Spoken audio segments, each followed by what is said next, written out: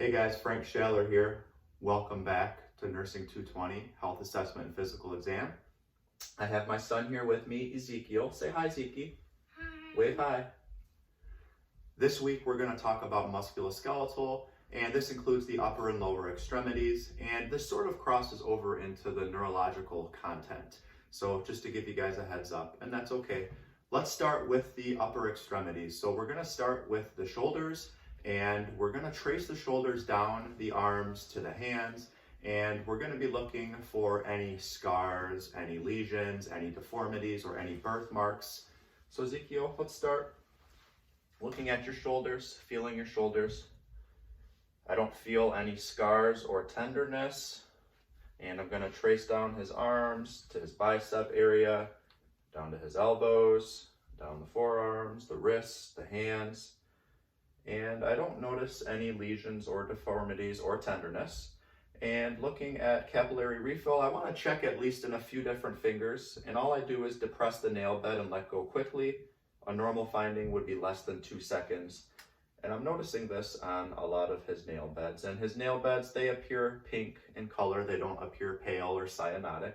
I don't notice any clubbing of the fingers. Then moving on down to the radial pulses. Just going to simply check his pulse, and I want to grade the pulse, and I'd say he's about a +2. A +1 would be a weak and thready pulse. A +4 would be bounding, and you might not know the difference since we are beginners in this material, but as you assess people's radial pulses, you'll get a feel for how to grade them. So I'd say he's a +2 bilaterally.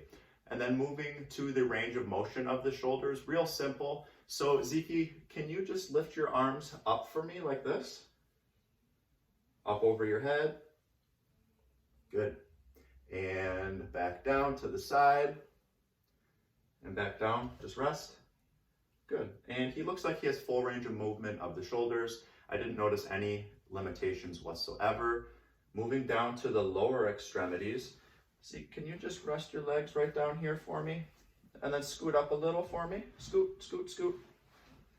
Great. Now we have a good view of the lower extremities. And what we're going to be doing is just inspecting the feet and the legs for any discolorations, such as erythema, or any skin abnormalities, scars, lesions, anything of that nature. And I don't know how well you can see on the video, but I do see a little birthmark on his leg here, also known as a mole, or a more fancy term, a nevus. And that's nothing to be concerned about. It doesn't hurt him. It doesn't appear infected or anything like that. And then I'm going to palpate the posterior and the pedis pulses. So posterior tibialis is right near the ankle here, and it might take you some practice to find it. So just be patient with. And normally we will find that on the medial side of the ankle. And I found his +2 and +2 on his right posterior tibialis as well. Very good. And then I also want to get the dorsalis pedis pulses on both sides. So that's on the top of the foot. +2 on his left. +2 on his right. His heart rate seems regular and normal. Very nice job. Next, we are going to do range of motion of the hips. And usually it's easier if you have the patient laying down. And I might be able to sort of get Ezekiel to lay down here while he's sitting up in this chair. So what I'm going to do, oh wow, look at you. You already listened. Good job. You're sort of laying down. To test range of motion of the hips, all you're going to simply do is lift and support the leg up to his chest. And then what you want to do is abduct and adduct, or adduct. And a simple way to remember this, it sounds kind of morbid. So abduct is taking away from the body. So I just took his leg away from the body. That's abduct, or I think of it sort of as like child abduction. I know it sounds morbid, but it's a really easy way to remember. Abduct from adduct. And to adduct or adduct, we move in towards the body. So adduct, abduct, adduct, abduct. And then I'll do the same on both of his hips. abduct, AD deduct. Abduct, AD deduct. Great job. His normal range of motion of the hips. And then Ezekiel, do me a favor, go ahead and stand up. Can you stand up for me? On the floor here.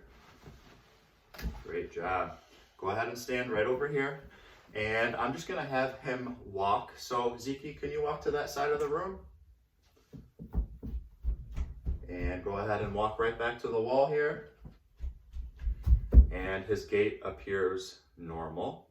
And he does not need any assistive device to do that. Come over here a little bit.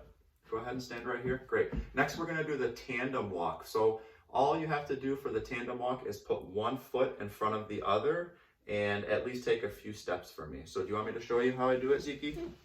So I put 1 foot in front, 1 foot in front, 1 foot in front, 1 foot in front. Can you do that for me? Great job. And go ahead and do that coming back this way. Just slow down when you do it, okay? Just pay attention. Go nice and easy, all the way to the wall. Great job. And he appears fairly steady when he does that. That's the tandem walk. And then the Romberg sign. So for the Romberg side, all we do is we want to keep our arms in front of the patient so they don't fall over, because what we're going to do is ask them to close their eyes and just stand still for us. And a normal finding would be them just staying in their standing position. Abnormal would be as if they started to fall or if they really did fall. So I have my hands out here. Zeke, close your eyes for me. I already Okay. listened. Okay, keep them closed. Okay, open your eyes.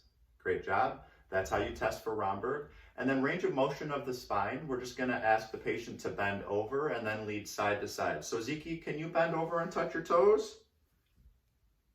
Good. Stand up.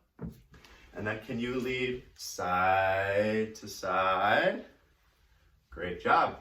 And Ezekiel appears to have normal range of motion of the spine. That's it for musculoskeletal. Catch you guys next time.